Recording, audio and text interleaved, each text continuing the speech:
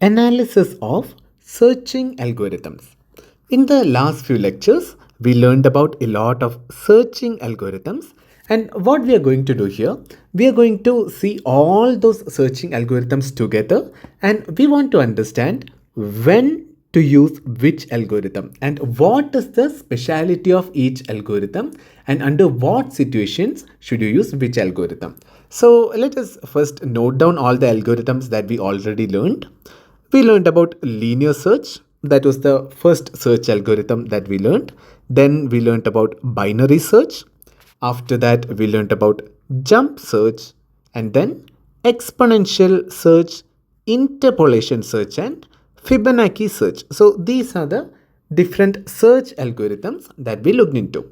So what did we do in linear search? In linear search, we had an array. We linearly went through each of the positions and tried to see whether the searched element is there or not. That is what we did in linear search. What about binary search? In binary search, we had an array. We tried to find the midpoint, and then at each step, we tried to eliminate half of the array. So every step, we were eliminating half of the array from the total search space. What about jump search? In jump search, we instead of going linearly through each element, we jumped through the array and directly found out the searched element. So that is what we did in jump search. What about exponential search? In exponential search, we increased the search space exponentially in each step and tried to reach faster to the block in which element is present. What did we do in interpolation search? In interpolation search, we used a logic and mathematical equation in order to make an intelligent guess of the position in which the searched element would be present. So this helped us to directly reach to the position in which searched element is found. So that is what we did in interpolation search. What about Fibonacci search? In that, we made use of Fibonacci numbers in order to find the partition point and then to find out the searched element. So these were the different search algorithms that we discussed. So let us see how these differ in terms of time complexities, space complexities. Then we'll also discuss under what situations should you use which algorithm. Okay. So first of all, let us see best case time complexity. So generally you don't see best case for everything. I'm just doing this so that you understand what is the best case complexity for these algorithms. So what about linear search? In best case, see, generally whenever you want to evaluate an algorithm, you don't look at the best case because you don't want to know what is the best scenario. You want to know what happens in the worst scenario. So in best case, linear search, what can happen? The first element you searched itself could be the one you are searching for. So in order of one time, your search would complete. What about binary search? Again, the middle element that you found may be the one you are searching for. Then you would find the searched element in order of one time. So this is the best case we are considering. What about jump search? The first jump that you made could be the element that you are searching for. So it could be again be order of one search. What about exponential search? It is possible that in the first set of search space that you found, the first element itself could be the one you are searching for. So that could also be done in order of one time. What about interpolation search? The mathematical formula that you use that may take you directly to the right target in one step. So in that case, it works in order of one time. So interpolation search can also be done in order of one. What about Fibonacci search? The same case, the first step itself, you could find the element. So order of one in best case. So here we found the best case time complexities of all these algorithms. I'll draw a line here so that you're able to differentiate between these.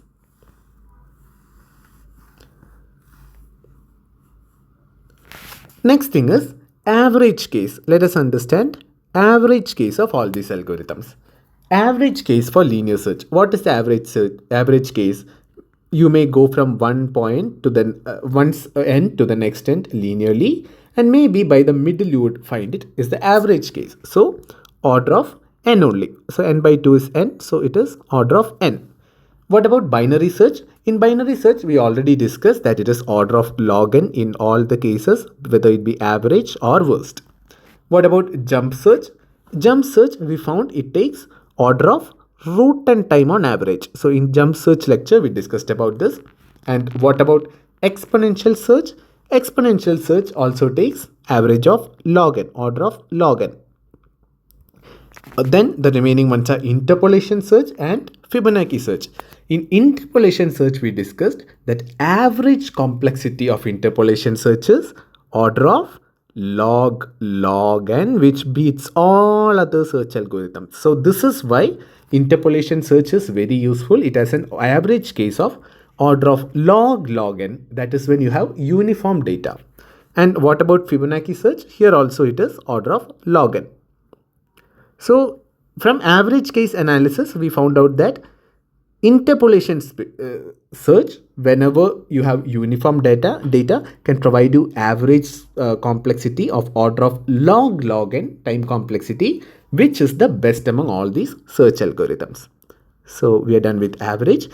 Next is what is the most important? Worst case. In worst case, what can happen to linear search? You may have to go till the end of the array, which is order of n. What about binary search? Binary search, worst case, you only have to do order of log n, because every step you are decreasing the size of array by half. What about jump search? In jump search lecture, we had seen worst cases order of root n. And what about exponential search? Order of log n. What about interpolation search? This is the search algorithm that found a very best time complexity in case of average case. But the problem with this algorithm is, see, ideally when you have an order of log n average case, you should be using this in every case. But you don't do that because the worst case is order of n. So this is where interpolation search takes a backseat. What about Fibonacci search? Fibonacci is also order of log n in worst case. The next thing we have to see is space complexity. What about the space complexity of these algorithms? So in case of linear search, you are not using any extra space, order of 1. What about binary search? Here also you are not using any extra space, so it is order of 1. What about jump search?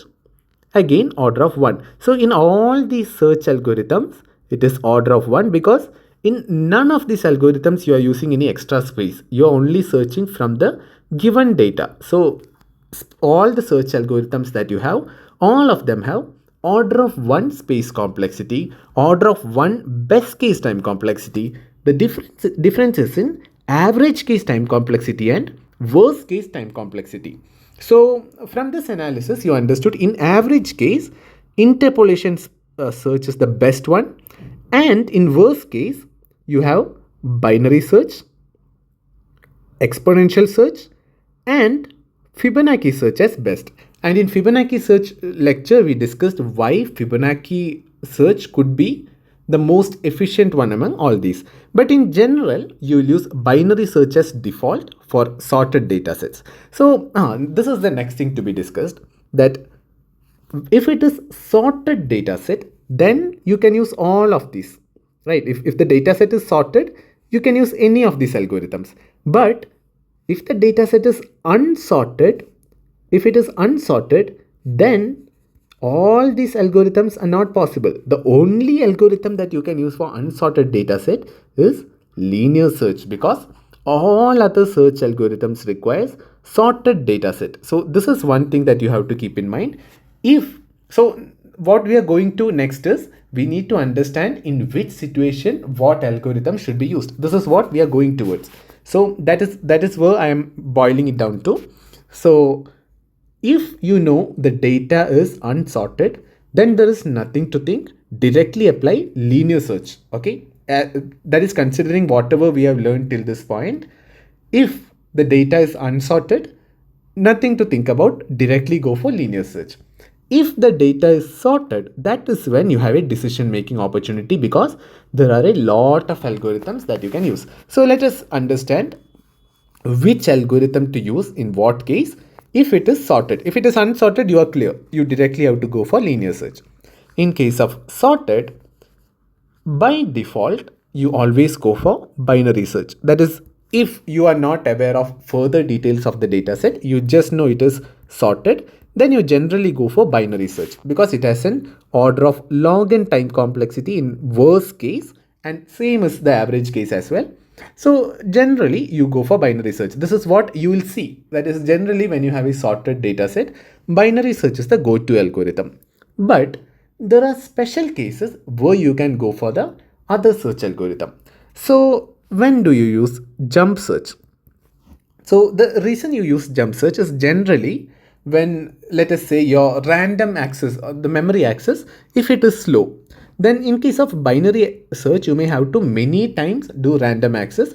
Instead, in case of jump search, you are jumping through the array. So considering that if there is a random access issue and you want random access to be decreased, the count of random access to be decreased, then you go for jump search. So for this reason, jump search does not provide much of positives over other search techniques, so it is very less used, but it is easy to implement. See, simplest to implement is linear search. After that, binary search, because binary search, it is used widely because of two reasons. One is its time complexity. Second thing is that it's easy to implement binary search, whether it be iterative approach or the recursive approach. It's easy to implement binary search. So that is one reason why I use binary search all the time. You understood about jump search. Next is exponential search. When do you use exponential search? So one thing is, as we discussed in exponential search lecture, if you have unbounded data or you have very large data, it has to be sorted. But if it is very large or unbounded, this is one case in which you use exponential search. And one more thing to consider is, if you have large data set and you somehow have an intuition that in this sorted data set, the required target could be somewhere in the beginning, that is maybe in the first 10% of the total data. If you have such an intuition, it's always better that you go for exponential search because time required will be decreased by a huge extent. And what about interpolation search? In interpolation search, first thing you have to keep in mind is the average case time complexity, which is order of log n, which is better than all other search techniques. So, but this can be applied only you have sorted data which is uniform. So if you have uniform data, that is if the distribution of data is uniform, that is when you generally go for interpolation search. So uniform means the different numbers that you're having in the sorted data set, they should be uniformly distributed. So that is when you use interpolation search. What about a Fibonacci search? Fibonacci search, as we discussed in the Fibonacci search lecture, it is supposed to provide a better performance than binary search in many cases, but time complexity wise, it is order of log n only. So if you have some system which is computationally, you don't want to make it any more intense, you want to decrease the total time taken as much as possible, then you may choose Fibonacci search over binary search. So default is always binary search. If you don't have more details of the data, or if someone simply asks you to implement a search on a sorted algorithm, default is binary search. So all other search algorithms you are going to use as per the situation or as per the requirement.